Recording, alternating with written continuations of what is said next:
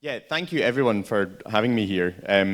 It's been an absolute privilege to come out and not just to speak here, but also to listen to all these wonderful talks that have gone on throughout the course of the day. I hope you've enjoyed yourself, because I certainly have. I want to talk a little bit today about the web, quite generally, where it's been, where it is now, and possibly where it's going in the future. I'm not going to spend too much time on the history, but we'll get to that. Who am I? This is a gigantic picture of my face. It really is very big from here on the stage, so I'm not going to look at it too much. But yeah, I'm a lead web engineer at Kin + Carta. This is what I look like now. This is what I looked like in the 1990s. I hope you'll agree with me that things have changed, and that the 1990s was in fact quite a long time ago. I don't know where these trousers have gone. I think I would like to get them back, probably in a circus somewhere now, unfortunately. But yeah, something else that's changed since the 1990s is the World Wide Web. And that's what this talk, like I said, is going to be all about. This is a picture of what the web looked like in its inception. This, probably not even in the 90s, or just at the start of the 1990s. The web was invented in 1989, or at least proposed. It was worked on for a couple of years before the first version was actually available and browsable. The first proposal, actually, for the web was put together in May 1989, which means that this month is going to be the web's 35th birthday. It's really been with us for quite some time now. Some other key parts of the web have been with us for slightly less long. So HTML was first standardized in 1993, and that's about the same time that the first browser with a graphical user interface appeared. This is the sort of very first version of how you might have browsed the web in the very early days. It was a line mode browser, it was command line. The interesting thing about this, though, is that some of the concepts you know on the web today are still there. If you read the first line, the World Wide Web is a wide area hypermedia information retrieval initiative. I mean, that's kind of still an accurate description of the web, but the thing you'll notice is next to this hypermedia, there's a 1. That's how you navigated on the line mode browser, the first browsers of the World Wide Web. In here on the prompt, you would type 1 if that's the link you wanted to follow. The link following is pretty much exactly the same today, although not so much typing, more clicking. Things rapidly evolved from that point. CSS was proposed in 1994. It was standardized in 96. JavaScript, famously invented in a week in 1995. But just like me, the web has changed somewhat and evolved since then. We've got a lot more standardization. The really important thing, I think, to point out about web standardization is that it's always been, and there's no desire to change this from anywhere I can see, has been backwards compatible. It means that those really early web pages, probably not in the line mode browser, but anything written in HTML from 1995 will still work in a modern browser. There's nothing that we're breaking about that as we go along.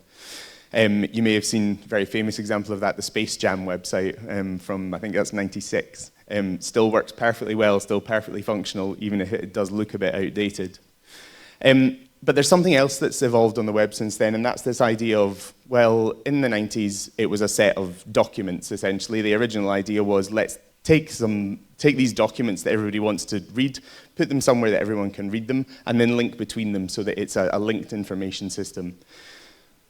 The concept of the web as documents isn't really what it's primarily used for anymore. I would say that the web is now an evolutionary platform for building mostly these kind of things, web apps. And progressive web apps, I've noted there in particular, a particular name, a particular class that we give to a set of web apps. We'll come on a little bit to that a little bit further in the presentation as to why that in particular is so important, that word progressive added to it. But I do want to ask a question in this presentation as well, which is the web too complex? This idea of web apps that we've sort of got to now has led to a lot of discussion, a lot of debate in the front-end community, but generally in software development, to say, well, front-end is hard now, right? It used to be easy. We used to just chuck some HTML and CSS on a server, and it was all static, and that was fine, and it got served. Now it's more complicated than back-end, right? This goose is of the opinion that we did that to ourselves. We only made it more complicated. I'm not sure I agree with the goose. And throughout the course of the demos that I'm going to show you, I'm going to also try and intersperse it with a few reasons that I think the goose is wrong. So that's one part of what I want to talk about today. The other part is to dive in a little bit on a few specific things that I think are really beneficial of the web in 2024. Things that we couldn't do with the web in the 1990s, things that make it easier for us to build on the web.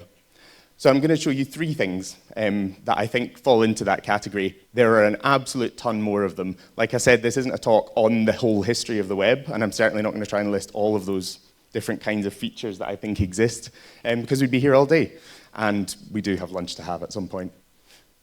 But yeah, the first of these demos, I'd like to demo what is now known as fluid typography, and it uses this clamp function in CSS. This is a relatively new CSS function.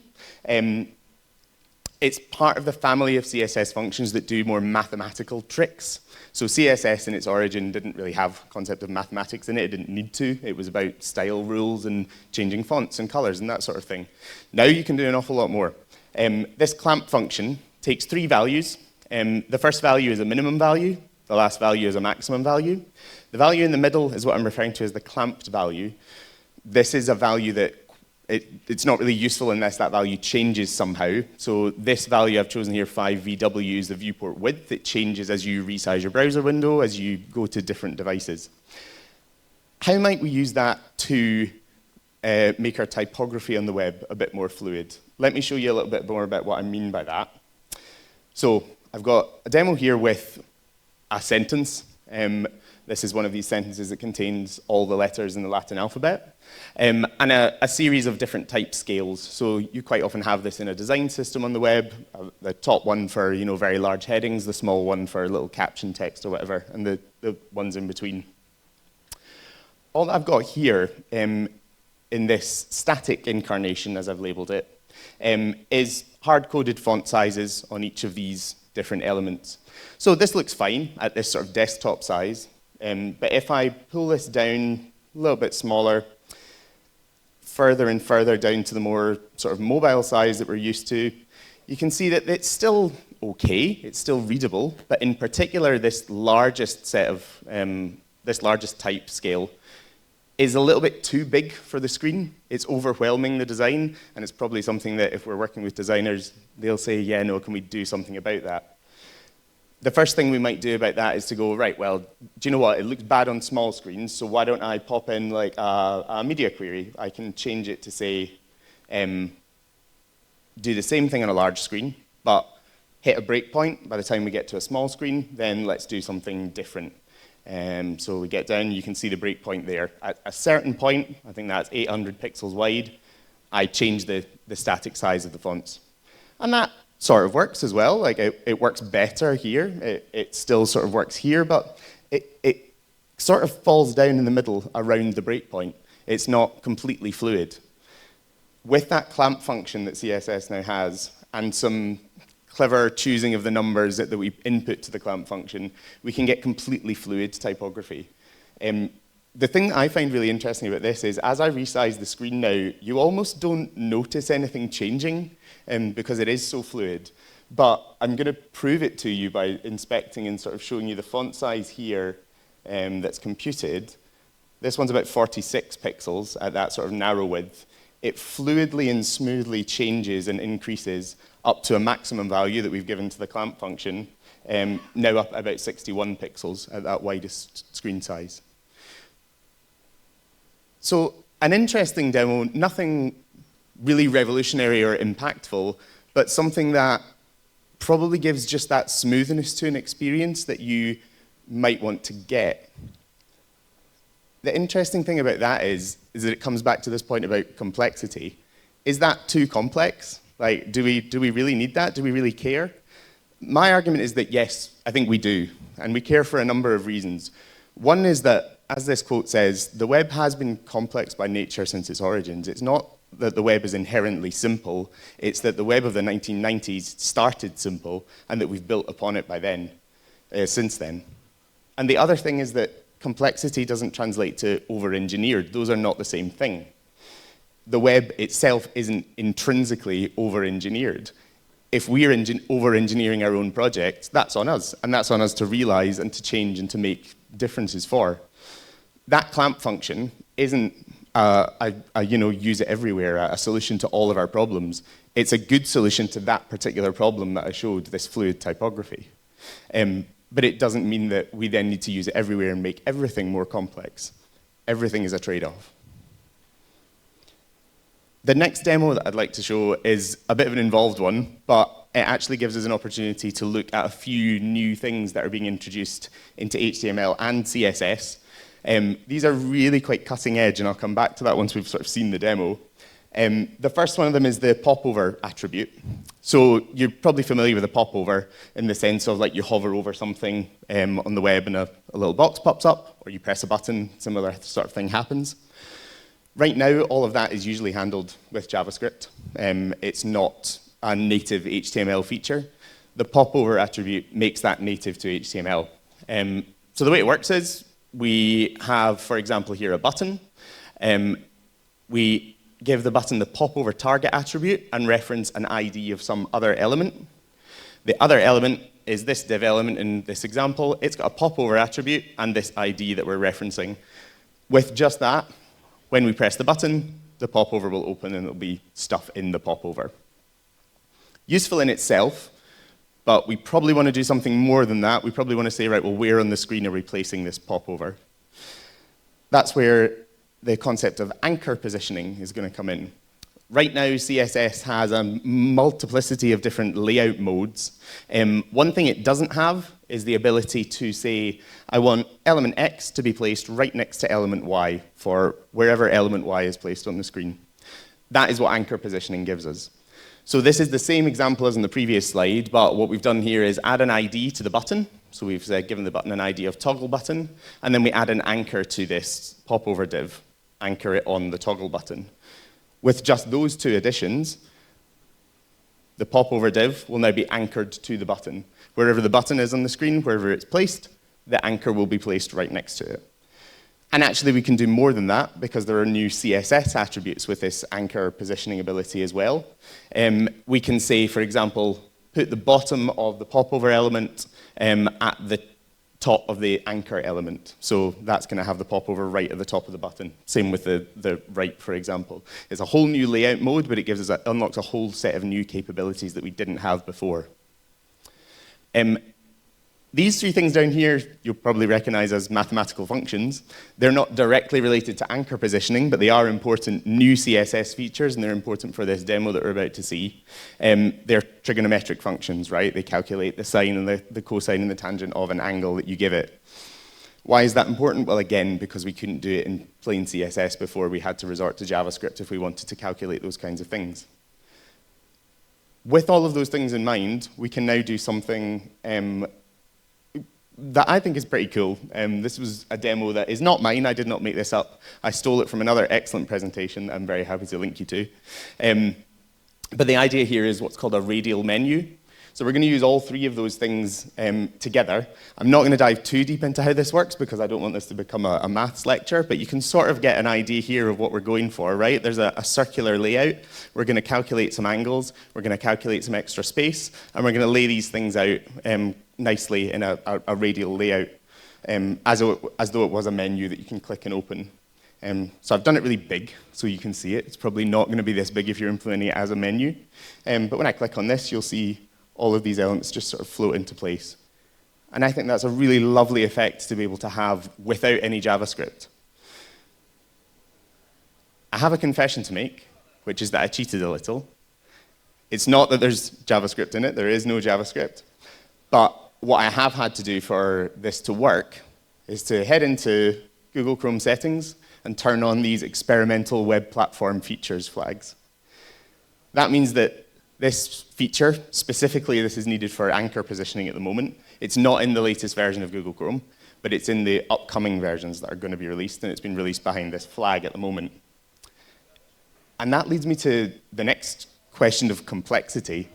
One of these reasons that I say the web is inherently complex by default is that it has to run on a huge number of different devices, operating systems, screen sizes, browsers. And all of those browsers sort of support different things, and historically they've been much worse at that in the past. A lot of you will know the pain of working with Internet Explorer, and if you don't, good, try not to. Another important thing to highlight there is user preference. We heard one of the previous talks a lot about accessibility, and I think that's really important because when we say user preference, we don't just mean, I want to do it this way and it's a minor inconvenience to do it another way. Sometimes it means users literally can't do it any other way, and we want to be able to accommodate everyone. That's part of this complexity that's inherent in the web. And I don't think we did invent that part ourselves as web developers. I think that has always been there, and it will always be there because it's fundamental to that model of what the web actually is. We can make this a bit easier, though, and there are some programs ongoing to make this easier for us all. These two are ones that I want to call out specifically because they're very related. The Baseline project is a collaboration between the makers of the three major browser engines. So now, in 2024, that's essentially Google Chrome with Chromium. Also Microsoft feeding into that because Microsoft's Edge browser now uses the same Chromium engine. Firefox and Mozilla, the Firefox Gecko rendering engine, and Safari by Apple, which uses WebKit. The three of them have agreed that this Baseline project is something that they will collaborate on to try and say, look, here are new features that we really want, but we want a way of getting them into browsers and to get them into browsers sort of at the same time. We don't want Chrome to be having all these features that people want to use, but to be unsupported by Safari and by Firefox. So Baseline defines a set of statuses for different features of the web. It goes something like newly available, which means they are currently available in all browsers, and then I think it's steadily available or something like that, which means that they've been available in those three major browser engines for a significant period of time. At the point that something is steadily available in Baseline, it's being considered that you can probably use it in your production applications and it's not going to break, and most people will be able to access it and use the feature that you've written your code in. So that's Baseline. Very related is Interop, and the Interop project, it's similar but very different because it's in a sense retrofitting the Baseline ideals. Interop basically consists of a series of automated tests that browsers should pass, and they specify features that we expect HTML, CSS, and JavaScript to have, and most importantly, how we expect them to work. Again, in the 1990s, that was very much a bit more of a minefield of, well, you know, we can use this API, but actually it works slightly differently in Chrome, wasn't really around in the 90s, in one browser to another. So the Interop project is a way of trying to make sure that all of those standards are there. They are the same across browsers, and they remain the same across browsers so that they're steady and capable for all of us to use. The other thing to mention about Baseline is that Baseline is also a really good way for browser makers to define what new features go in and a sort of timeline of what's happening year on year. So for example, Baseline 2023 was stuff that was completed last year. There is now a Baseline 2024 that has essentially a list of features that these browser makers are targeting this year. Things like the anchor positioning that we've just seen as part of Baseline 2024. And you'll see if you go and check sort of browser compatibility, sites like Can I Use and MDN, they have this Baseline logo on certain features to sort of denote the status of it, where it is in terms of that, that progression, and how comfortable we should be with using it.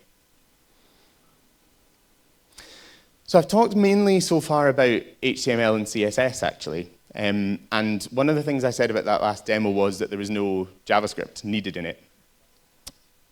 It's important to think about why that's a good thing, actually. Because don't get me wrong, I love JavaScript. Like, that is my primary language, and it's what I've written most of the things I've ever written in. It's what I've built my career on. But less JavaScript on the web is normally a good thing, and I think that's normally a good thing for 3 reasons. The first reason is speed. That popover attribute, for example, I could go and build something like that in JavaScript, but I'm going to be faster if I can just pop a couple of HTML attributes on the elements that I want, and the browser does it for me. The other one is accessibility, that we've mentioned before. if there's a standards-based way of doing that, that lots of different consumers of browser apps can understand, so not just the browsers themselves, but screen readers, for example, which might be used by partially sighted users. All of that makes for a cleaner experience for everyone. But the third one is this idea of progressive enhancement. So you might have heard of progressive enhancement before as its original inception, sort of from this quote in 2003, about using newer browser features, but in a way that meant there was a sort of graceful fallback. You build for the lowest common denominator, and then you build more on top of them for the browsers that support it. That used to be the case that we needed to do that for things like modern CSS properties, even things like SVGs on the web, scalable vector graphics. That wasn't a consistent standard support for a long time. Nowadays, with things like baseline and interop in place, most of those things are probably taken care of. It's not completely consistent, but it's certainly much better than it was. The author of this blog sees progressive enhancement in 2020, and therefore by extension now in 2024, as being about using new functional browser capabilities. And I think that is exactly where JavaScript has to come in here. That's where it's going to really shine. What do I mean by new functional browser capabilities? Well, it's mostly this stuff. Another project, of course, called Project Fugu. This is the logo of Project Fugu, the Fugu fish here. I'll tell you a little bit about why it's called Project Fugu in a minute, because it's inherent in what it can do here. Again, another cross-company effort. You might notice some notable companies missing from that list of a cross-company effort, which is also an interesting thing to talk about, but we can talk about that over lunch. And the aim of Project Fugu is to enable web apps to do anything iOS, Android, or desktop apps can by exposing the capabilities of those native platforms to the web, while maintaining user security, privacy, trust, and other core tenets of the web. That last part is really critical there. And that is actually where the name comes from. This fugu fish, if anyone's familiar with it, I myself have never eaten it, was not familiar with it before researching Project Fugu. It's a fish in Japanese cuisine that has to be so carefully prepared because if you make a mistake in its preparation, it contains a poison that is absolutely deadly to humans and has no antidote. So if you prepare the fish wrong, you're in danger. The analogy here is if you expose some of these native features to the web and do it wrong, then you're in danger. Actually, not only are you in danger, you're putting everyone in danger. You're putting all of your users in danger. But that is a risk that's worth taking. And it's a risk that's worth taking because these capabilities of native platforms are huge. And they're huge things that we can take advantage of. So this comes back to this idea I was talking about at the start about progressive web apps. This idea of progressive enhancement, not only for features that are maybe not so standardized, but for these new things that we're trying to put into browsers for exposing the capabilities of these native platforms, is something that we need to do carefully, but also can give us a massive amount of potential. This is the PWA logo, by the way, the Progressive Web Apps. If you ever see that around, that is what that means. And I'm chucking it up there because there's a couple of sites that will give you a little bit more insight into what this list of things in Project Fugu actually is. How Fugu is my browser.dev tests how compatible your browser is, or the browser that you're using to access it, with the list of Fugu features that they want to enable and to develop. And similarly, what PWA can do today is full of excellent demos of things that are actually now pretty stable and that have come out of Project Fugu that expose some of these native APIs to the web. And one of these, I think I've just got time to demo just now, is the speech synthesis API. So if you ever played with, in the 1990s, again, I think this was sort of inherent in, there was a box in Windows 95 or Windows 98 that could do this. You could type in some text and you could get it to speak it out at you. Essentially, all this is doing is exposing that functionality that's existed on pretty much every device that we've had for ages to be used from the web. And it's as simple as this. You say, give me a new speech synthesis utterance, give it the text that you want it to speak, and then tell it to speak it. There's also some options you can do, like you can get a selection of voices that come from what's installed on your native device and get them to get it to speak something. So I've got a little demo that does that as well. I'm just going to play it for you now. Thanks for having me at DevCon 2024. In an excellent voice, but also there's a whole host of others here that we can choose. I was really disappointed to find that my device did not have any Macedonian voices, but it does have a Bulgarian voice. So if there's any Bulgarians in the audience, you can tell me how good this is, how accurate it is. Thanks for having me at DevCon 2024. Sounds all right to me, but then I don't know. I don't have a clue. You can tell me if it's all right afterwards. So that's speech synthesis. But I want to close by talking about the web as a platform. Like I said before, I think that that is what the web is now. It's become an evolutionary platform. And evolutionary is important there because it is constantly changing. None of these things are standing still. And that's because we expect more things from our devices. It's complex because of the things that we expect things to be able to do now, because our modern standards are higher than they were in the 1990s. But the thing about the web that hasn't changed that's still amazing is this, is that it reaches users all around the world on essentially any device. It's easy to use, it's easy to share, there's nothing to install, but it's an open ecosystem that anyone can use or build on. So with that, I'm going to encourage you to go and build on the web with some of these new and fantastic capabilities that are emerging. Thank you so much for having me, and I would love to hear any of your questions.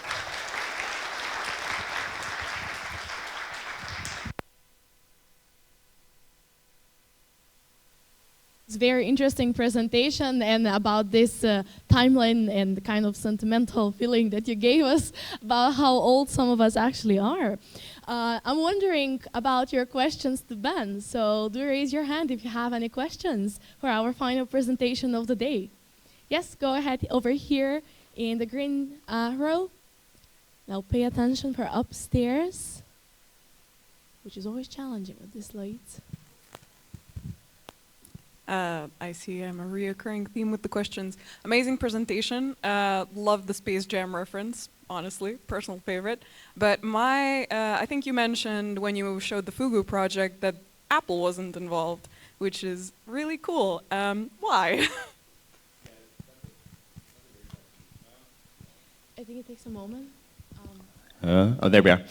Yeah, that is a great question. I guess for a real answer, we'd have to ask Apple. But there is a lot of talk at the moment, and there has been a lot of controversy around what Apple is doing about the web platform and whether it is in fact supporting the web platform. There's a site out there now called issafari.com. Is Safari the new Internet Explorer? Is it the one that's holding them all back? I think they would say no, because they are taking part in these projects like Baseline and Interop. But it seems that they don't share that same vision on the Project Fugu side. Is that because they think that web apps are a threat to their own native app platform? That certainly seems to be a consensus. It's obviously not one that they're saying is absolutely true. But I think it's important to keep questioning that, essentially. If Apple is the one that's sort of holding the web back in that sense, that's holding back everyone. It's not just keeping a monopoly for them. They often put it down to security as well, and I'm not sure that it quite is the answer either. So yeah, don't know for sure. I have my own suspicions, but I think it's important to keep asking that because that's the only way that we'll keep pushing it forward. Thank you. Really good. Thank you. Are there any other questions for Ben? If somebody's raising a hand, you gotta do it in a bit more obvious way. I am unable to spot otherwise. But I think that might be it, Ben. Well, then thank you for your presentation. Thank you. And yeah, round of applause for Ben once again.